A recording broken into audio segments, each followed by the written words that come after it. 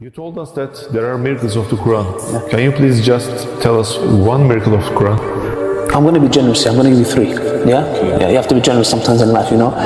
The first one is, I think, very profound and very important, because what we are told, for example, that in Surah Balad, that Allah subhanahu wa ta'ala is talking about Abu Lahab. And this is very interesting, because Abu Lahab could make one statement and the whole of Islam will fall on the ground.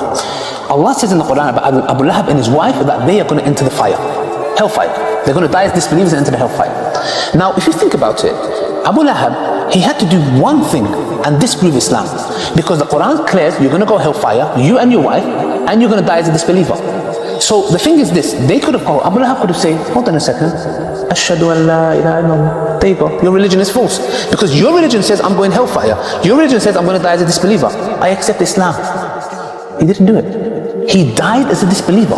To me, that is profound, because he had to do one statement to disprove the whole. They wanted to stop Prophet Muhammad, yeah, with everything. He just had to do 10 seconds of the Shahada and crumble the whole religion. He didn't. Number two, there is an evidence, for example, when Allah subhanahu wa ta'ala talks about in the Quran about the time of Moses and the time of Yusuf alayhi salam, yeah?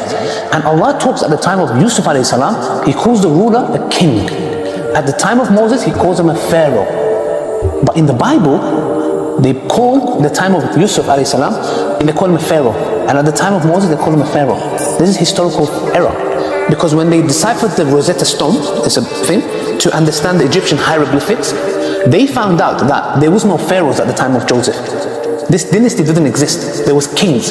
How did the Quran know this? And they say that the Quran copies the Bible. The Quran copied from the Bible. Why didn't the Quran copy the mistake?